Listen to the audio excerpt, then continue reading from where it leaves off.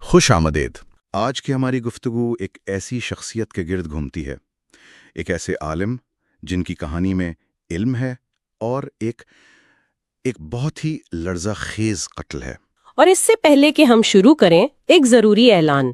یہ آڈیوز مصنوعی ذہانت یعنی AI کے ذریعے تیار کی گئی ہیں، اس لیے ممکن ہے کہ جنس اور تلفظ میں کچھ غلطیاں ہوں۔ ان آڈیوز کا مقصد صرف تعلیمی ہے۔ چلیں جی۔ اور یہ کہانی 19ویں صدی کے اوائل کے بغداد کی ہے، جب ایک علمی بحث اتنی شدید ہو گئی کہ اس کا فیصلہ پھر کتابوں سے نہیں تلواروں سے ہوا۔ ہم بات کر رہے ہیں علامہ مرزا محمد بن عبد النبی اخباری کی، جنہیں ان کے ماننے والے شہید المحدثین کے نام سے یاد کرتے ہیں۔ جی، اور یہ صرف ایک شخص کی کہانی نہیں ہے، یہ اصل میں ایک نظریاتی جنگ کی داستان ہے۔ اخباری اور اصولی۔ بالکل، ایک طرف اخباری جو کہتے تھے کہ دین صرف قرآن اور حدیث سے سمجھا جا سکتا ہے، اور دوسری طرف تھے اصولی یعنی مجتہدین جو عقل کو بھی ایک ذریعہ مانتے تھے۔ تو ہمارے پاس جو ذرائع ہیں وہ ان کی زندگی کا ایک بہت تفصیلی نقشہ پیش کرتے ہیں۔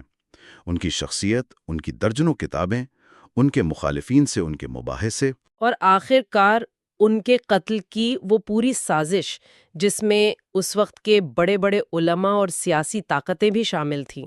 تو آج ہم اسی مواد کی گہرائی میں اتر کر یہ سمجھنے کی کوشش کریں گے کہ آخر ایک علمی اختلاف ذاتی دشمنی میں کیسے بدلا اور اس کا انجام اتنا بھیانک کیوں ہوا۔ چلیں شروع کرتے ہیں۔ میرا خیال ہے کہ مرزا محمد اخباری کی شخصیت کو سمجھے بغیر ہم اس تنازع کو سمجھ ہی نہیں سکتے۔ صحیح، تو سب سے پہلے ان کی شخصیت پر ہی بات کرتے ہیں۔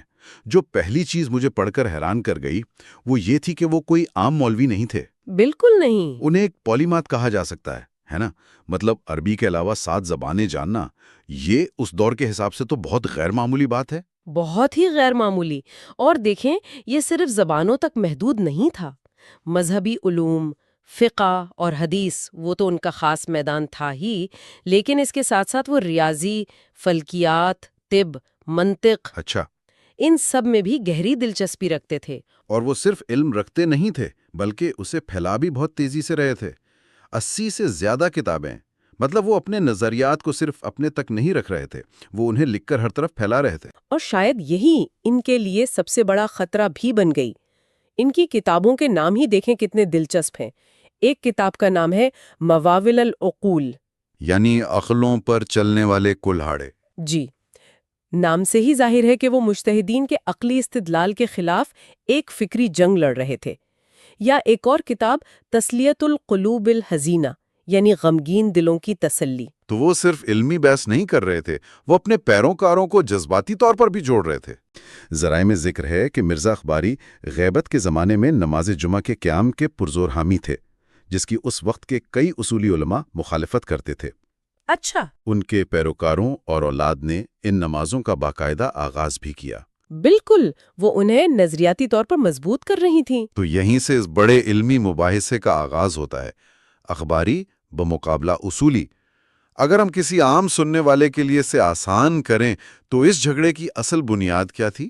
بہت سادہ الفاظ میں جھگڑا اس بات پر تھا کہ دین کو سمجھنے کا اختیار کس کے پاس ہے۔ اخباری مکتب فکر، جیسا نام سے ہی ظاہر ہے، اخبار یعنی احادیث پر یقین رکھتا تھا۔ اچھا، ان کا ماننا تھا کہ ہمارے پاس قرآن ہے اور معصومین کے اقوال ہیں، بس ہمیں صرف انہی پر عمل کرنا چاہیے۔ انسانی عقل، قیاس یا اجتہاد کی کوئی گنجائش نہیں ہے، کیونکہ عقل غلطی کر سکتی ہے۔ بالکل۔ دوسری طرف تھے اصولی یعنی مجتہدین۔ ان کا کہنا تھا کہ امام کی غیبت کے دور میں نئے مسائل پیدا ہوں گے جن کا سیدھا سیدھا جواب قرآن و حدیث میں نہیں ملے گا۔ ایسے میں جو اہل علم ہیں وہ اصول الفقہ اور اپنی عقل یعنی اجتہاد کا استعمال کر کے ان مسائل کا حل نکال سکتے ہیں، بھلے ہی اس کی بنیاد ظن یعنی غالب گمان پر ہی کیوں نہ ہو۔ تو پھر مرزا محمد اخباری اس کی اتنی شدت سے مخالفت کیوں کر رہے تھے؟ ان کے نزدیک یہ دین میں اپنی رائے داخل کرنے جیسا تھا۔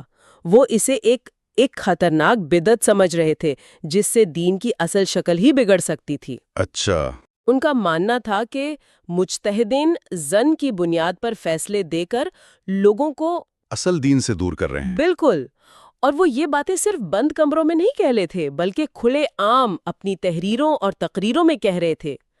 انہوں نے اس وقت کے سب سے بڑے مجتہدین کو براہ راست چیلنج کیا، مرزا قمی، سید علی طباطبائی اور خاص طور پر شیخ جعفر کاشف الغطا۔ اور جب آپ اس وقت کے سب سے طاقتور مذہبی طبقے کو چیلنج کرتے ہیں تو بات پھر صرف علمی نہیں رہتی، اس میں سیاست اور طاقت کا کھیل بھی شامل ہو جاتا ہے۔ یقیناً یہ صرف دو نظریات کا ٹکراؤ نہیں تھا، یہ دو طرح کی مذہبی اتھارٹی کا ٹکراؤ تھا۔ مجتہدین کا پورا نظام عوام پر ان کے اثر و رسوخ اور مالی وسائل پر قائم تھا، جیسے خمس وغیرہ۔ جی، مرزا محمد اخباری کا نظریہ سیدھا سیدھا اس اتھارٹی کو چیلنج کر رہا تھا۔ اگر لوگ مجتہدین کی تقلید چھوڑ دیتے تو پورا نظام ہی خطرے میں پڑ جاتا۔ ذرائع میں ایک بہت ہی عجیب بات کا ذکر ہے، کہتے ہیں کہ مرزا محمد نے اپنی موت کی پیشین گوئی خود کر دی تھی۔ اس سے بھی زیادہ سنگین اور حقیقی وہ فتویٰ تھا جو ان کے قتل کی وجہ بنا۔ اچھا؟ جب علمی دلائل سے مرزا محمد کو ہرانا مشکل ہو گیا تو ان کے سب سے بڑے مخالف شیخ جعفر کاشف الغطا نے ان کے قتل کا فتویٰ جاری کر دیا۔ میں یہاں ذرائع میں اس فتوے کے الفاظ دیکھ رہا ہوں اور یہ واقعی چونکا دینے والے ہیں۔ اس میں صرف قتل کی اجازت نہیں دی گئی بلکہ اسے واجب قرار دیا گیا ہے۔ الفاظ انتہائی سخت اور اشتعال انگیز تھے۔ فتویٰ یہ تھا کہ ہر محب اور پیروکار پر واجب ہے کہ اس کے قتل میں اپنی جان اور مال خرچ کرے، ورنہ اس کا نہ کوئی روزہ ہے نہ نماز۔ ایک منٹ، یہ بات ہضم کرنا مشکل ہے، یعنی ایک علمی اختلاف پر سیدھا قتل کا فتویٰ؟ کیا اس دور میں یہ عام تھا؟ نہیں، یہ ایک انتہائی قدم تھا۔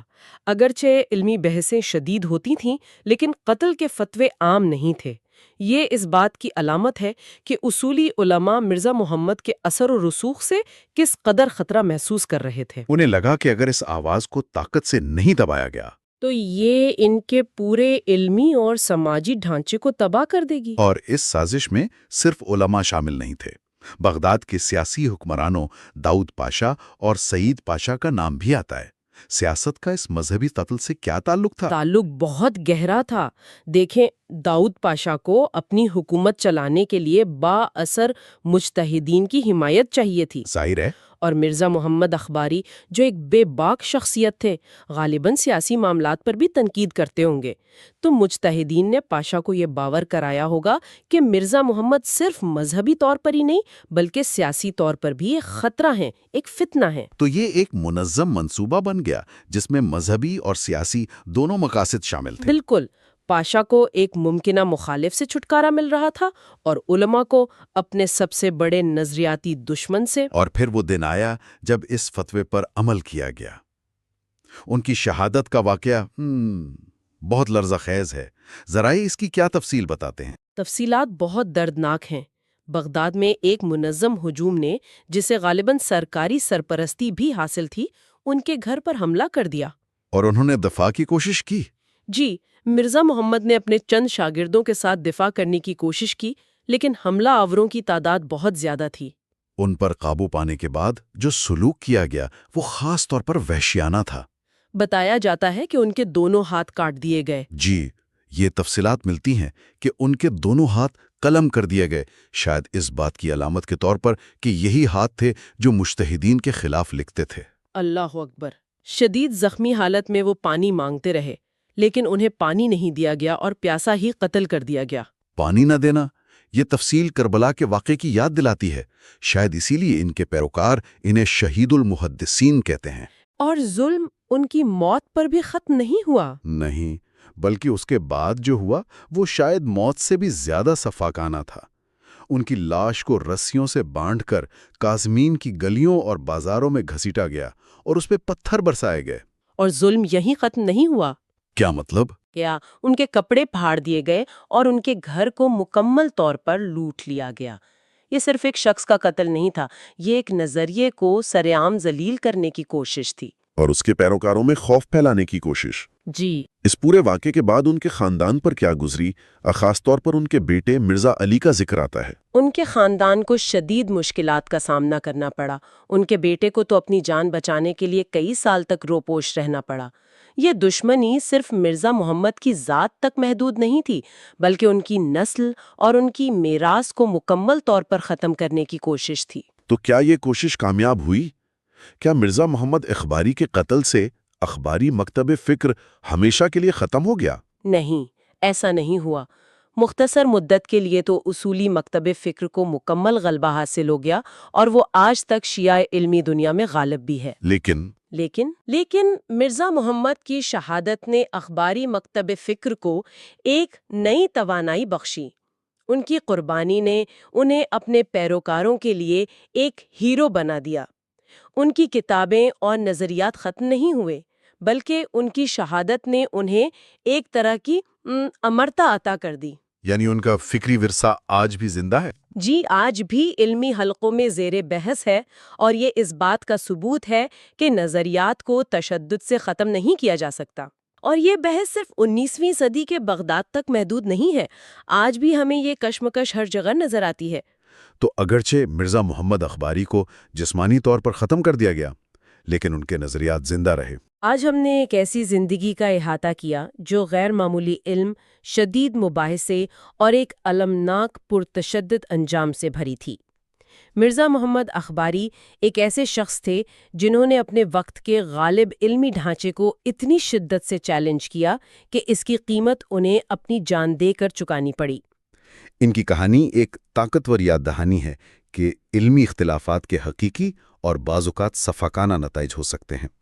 ان کے لیے یہ صرف قانون کے تجریدی نکات پر بحث نہیں تھی، بلکہ اس راستے کی حفاظت کا معاملہ تھا جسے وہ الہی علم تک پہنچنے کا خالص ترین ذریعہ یعنی قرآن اور حدیث سمجھتے تھے۔